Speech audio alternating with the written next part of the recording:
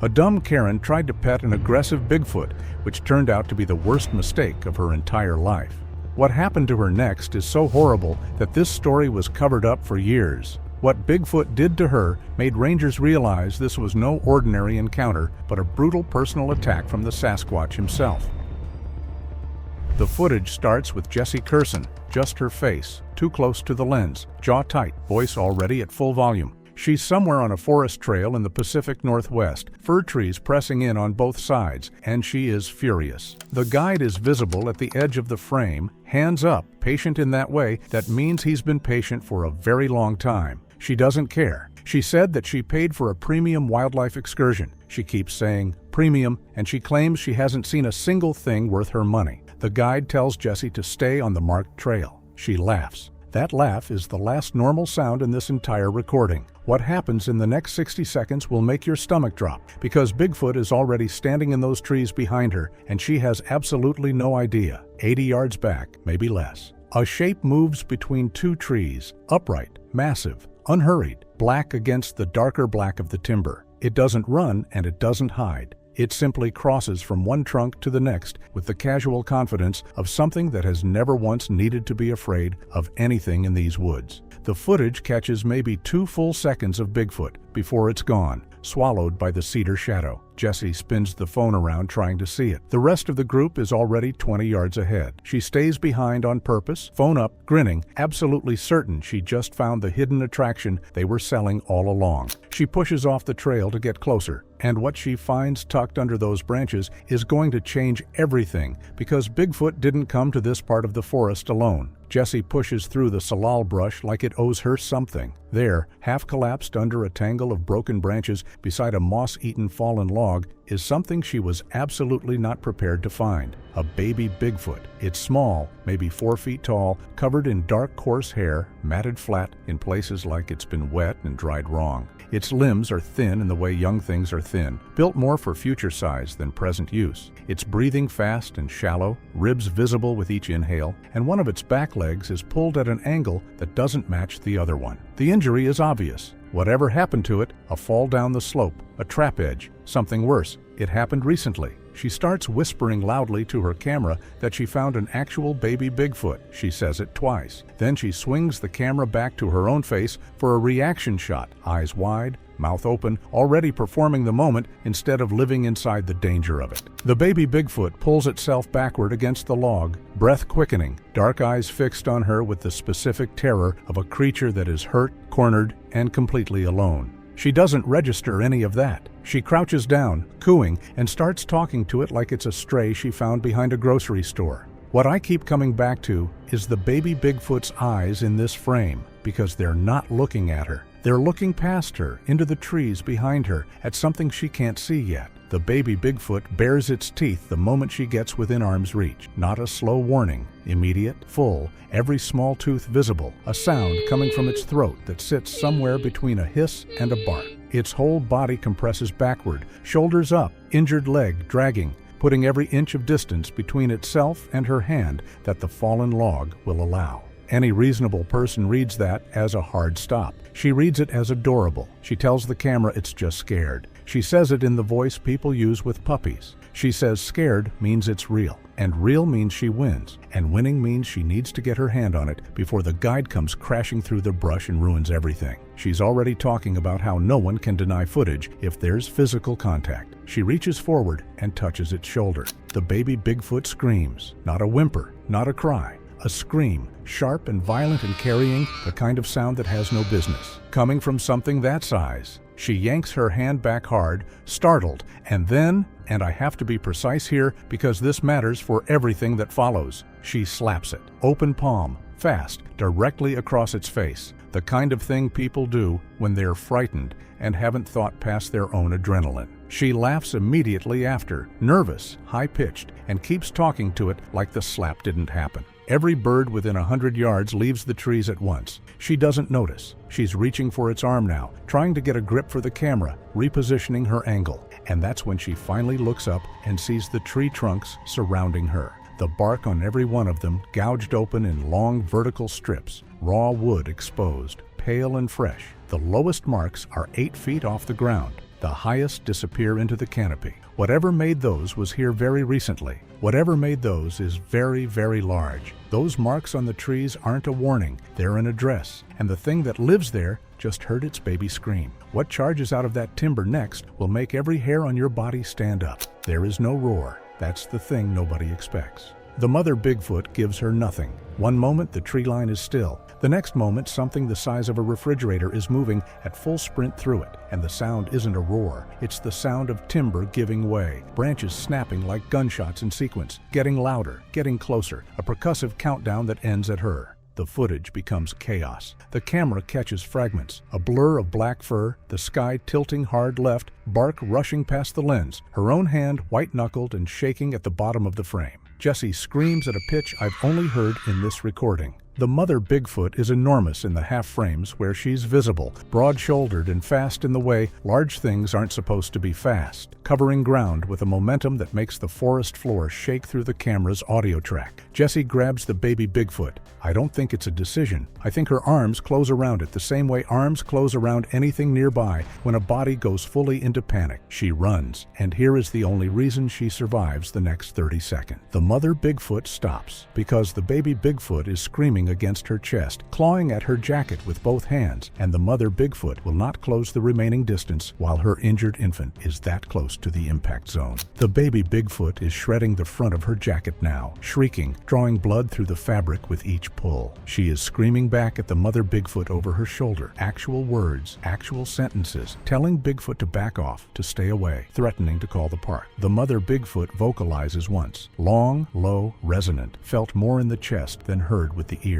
Something in the trees ahead of her vocalizes back. I remember the first time I heard that exchange in the audio, that call and response, and I had to sit down because I knew exactly what it meant, and it meant she was already surrounded. Jessie's moving downhill now, completely off trail, crashing through undergrowth with no sense of direction and no plan beyond forward. The baby Bigfoot is still locked against her chest, still clawing, and the camera is somehow still running, catching the ground. Her feet, the blur of fern and root and loose soil and strobing flashes. She doesn't know where she is. The guide's voice is gone. The group is gone. There is only the forest and the sound of something massive moving through it just beyond the visible tree line to her left. The mother Bigfoot doesn't close the gap. She maintains it, parallel, deliberate, never fully visible, just the rhythmic crack of branches marking her position the way a metronome marks time. Every time the woman slows, rocks start hitting nearby trunks. Not thrown wildly, placed, single impacts, always just ahead or just to the right, redirecting her downhill, keeping her moving in a specific direction. She wasn't being chased, she was being steered. She gets a signal bar on her phone for approximately 4 seconds. She calls 911, gets a single ring,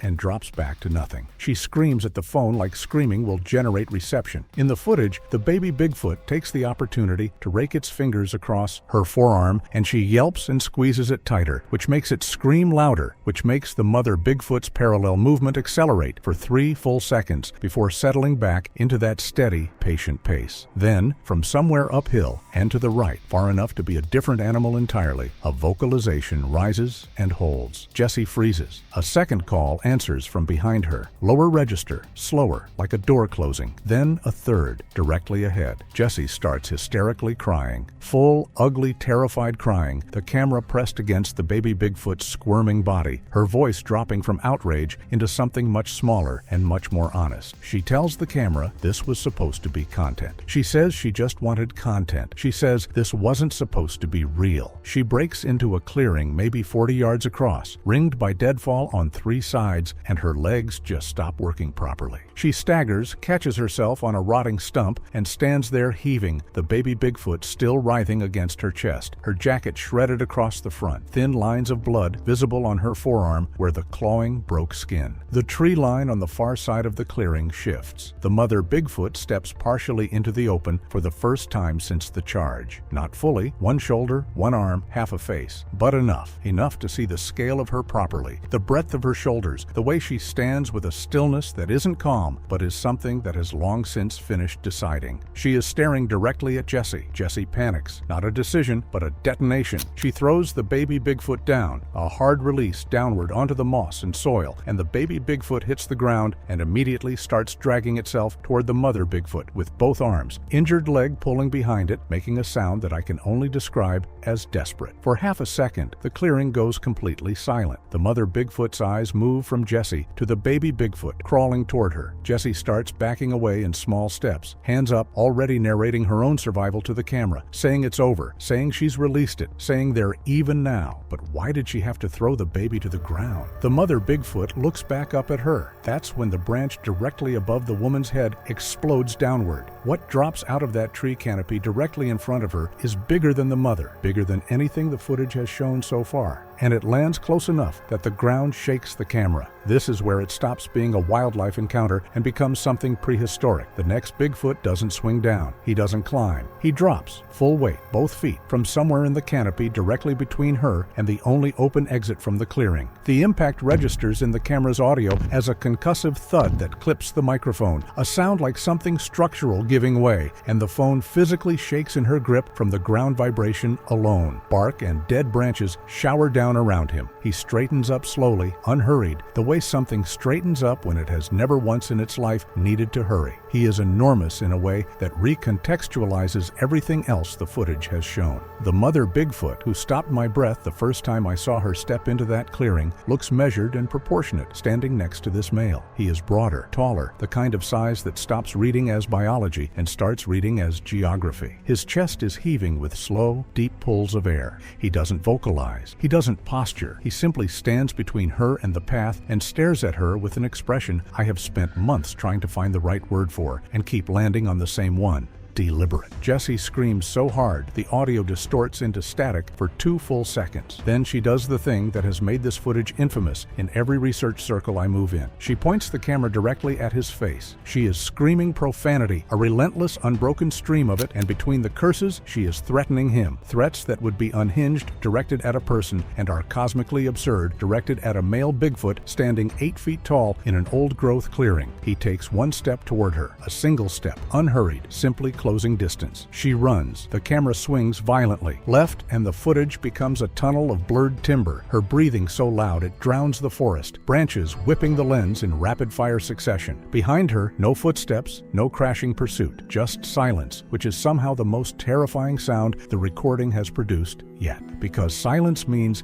he doesn't need to run. The footage in this stretch is almost unwatchable, not because of what it shows, but because of what it almost shows. She's sprinting blind, fully blind, no trail, no landmark. No light except what filters through the canopy in broken gray sheets, and the camera is catching the world in violent lurching fragments. She doesn't see what hits her. The phone leaves her hand mid-stride and the footage goes sideways instantly. The camera has landed in brush maybe 6 feet from where she was standing, and it stays there, running, recording a static sideways frame of undergrowth while everything else happens just outside the shot. The audio is what I need you to actually listen to. Screaming first, Jessie's, immediate and raw, the kind that comes from impact rather than fear. Then heavy crashing, not frantic but methodical, branches breaking in sequence. Then a vocalization so low it barely registers as sound, more as a pressure change, a frequency that seems to come from inside the chest rather than outside the ears. Then her voice again, words dissolving into pure sound, and then impacts, dull, rhythmic, each one followed by a shorter cry that gets progressively weaker over approximately 40 seconds. Then silence, complete and total, that even the insects stop for a moment. Her voice returns, much farther away, maybe 100 yards, screaming a name I can't make out, screaming for help, screaming in the unfocused way people scream when they no longer know what direction help could possibly come from. Then one final scream, cut off at its peak like a wire snapping under tension. The phone records 8 hours and 40 minutes of empty forest floor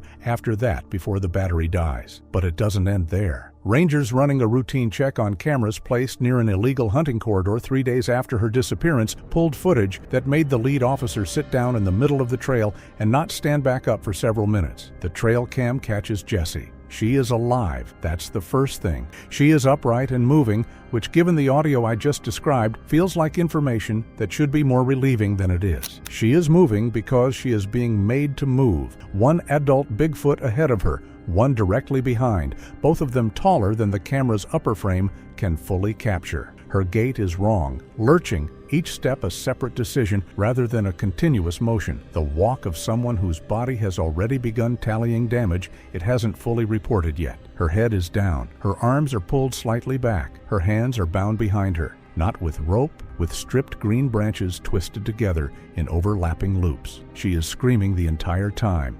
The trail cam has no audio, but her mouth is open in every frame, body shaking with the effort of it. The baby Bigfoot trails behind the female, unharmed, moving slowly on its injured leg, watching her. The female Bigfoot shoves her forward twice in the captured frames. The second trail cam sits 400 yards upslope from the first, anchored to a ponderosa pine at the edge of a natural bench in the terrain, a wide flat shelf of rock and compressed soil that sits above the drainage creek like a stage. Whoever placed this camera was tracking elk migration patterns. What it recorded instead was that Jessie is tied to a tree. Both arms are pulled wide around a thick pine trunk, wrists secured on the far side with the same stripped branch construction from the first camera, her body pressed flat against the bark, facing outward into the clearing. Jessie's face is swollen on the left side in the specific way faces swell from blunt impact, tight, shiny, eye reduced to a slit. The male Bigfoot circles her. The female Bigfoot stays at the tree line with the baby Bigfoot, watching,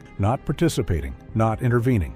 The baby Bigfoot is pressed against her side, dark eyes tracking the woman against the trunk. She is still shouting, still fighting, still trying to wrench her wrists free, still issuing demands into Sasquatches that has no interest in her terms. The male Bigfoot completes 11 full rotations in the captured footage before he stops. And when he stops directly in front of her. And what his hands do next is what law enforcement has never allowed to be publicly described until now. The male Bigfoot stops his rotation directly in front of her. He stands there for a full minute without moving, which on wildlife camera footage feels extraordinarily long, and she fills every second of it with words, curses, threats, pleading that she reframes as demands the moment she hears herself doing it. The whole exhausting machinery of a person who has never learned that some situations cannot be talked out of. He reaches forward and takes her right wrist in one hand. He pulls it against the exposed broken wood on the trunk. It is not surgical.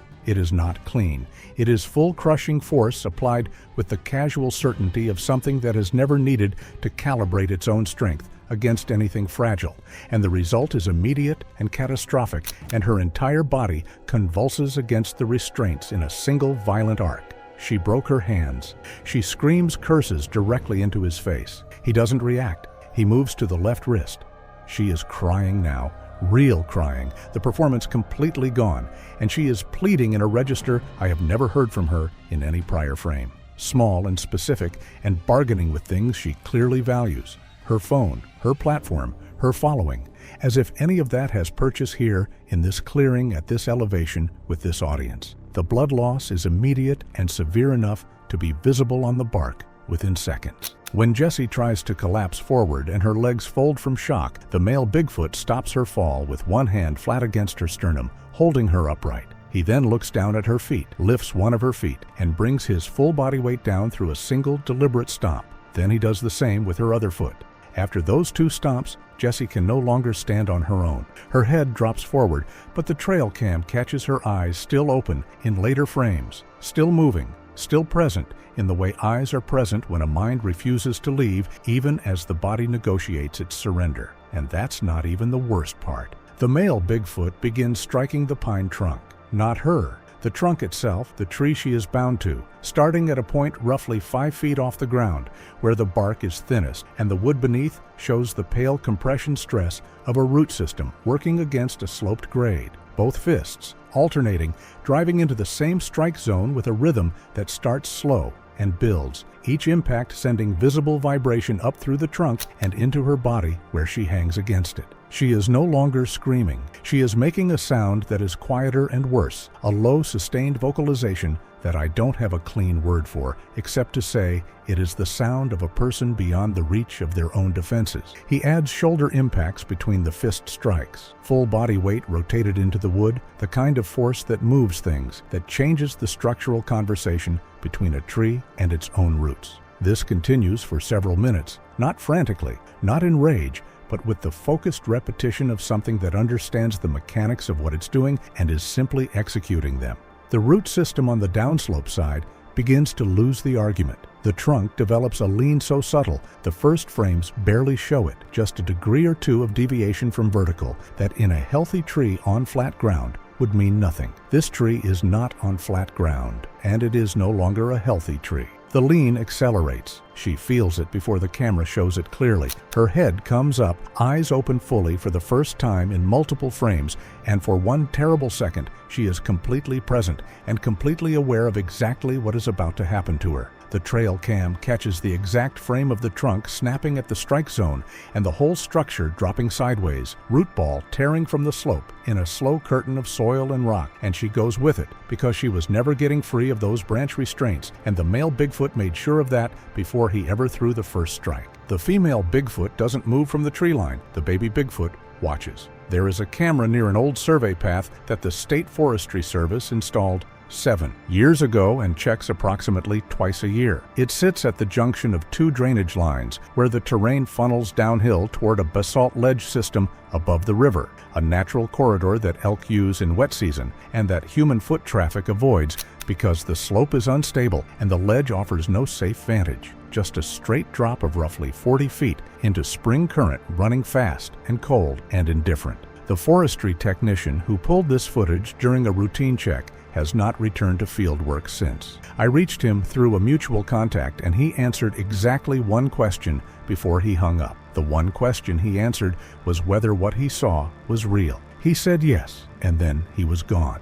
The male and female Bigfoot are dragging the fallen trunk downslope together. Jessie is still attached to it, still alive. The camera catches movement from her, small and irregular, the involuntary kind that means a body is continuing its basic functions without meaningful direction from the person inside it. Her head leaves a thin, intermittent trail in the pine duff as the trunk moves, and I will not describe that further, except to say that search teams who walked this route 11 days later documented and photographed what remained along a quarter-mile of forest floor and submitted it as physical evidence in a case that was subsequently sealed at the federal level. The route is deliberate. That is the thing I cannot explain away and have stopped trying to. This is not random downhill momentum. The trunk is being steered, redirected at 2 separate points where the natural grade would have taken it left toward a gentler slope, and instead it is pushed right, kept on the corridor, kept moving toward the ledge with a consistency of purpose that I have replayed against topographical maps until I could recite the terrain from memory. They know where the ledge is. They have always known where the ledge is. The female Bigfoot works the uphill side, the male takes the weight on the lower edge, and between them, the trunk moves with a grinding slowness that feels ancient in a way I don't have the vocabulary for. Not primitive, not savage, something older than both of those words, something that was here before this forest had a name and will be here long after every trail cam battery has died. The baby Bigfoot follows at a distance, picking its way carefully on its injured leg, patient in the specific way young things are patient when they are learning by watching. She makes one sound in this footage that the forestry technician described to me before he hung up. He said it wasn't screaming anymore. He said it was smaller than that. The final trail cam is the worst one, and I mean that in the most literal and absolute sense of that word. The final camera catches everything. The male and female Bigfoot maneuver the trunk to the ledge edge with the quiet coordination of something practiced, something purposeful. One shove, together. The tree and her body clear the ledge, and the camera catches 40 feet of open air and then the river swallowing both without ceremony. The 2 Bigfoots stand at the edge for several seconds, looking down. Then they turn and walk back into the timber. The baby Bigfoot follows, disappearing last. Jesse Kerson's body was found 11 miles downstream, 14 days later, massively bloated.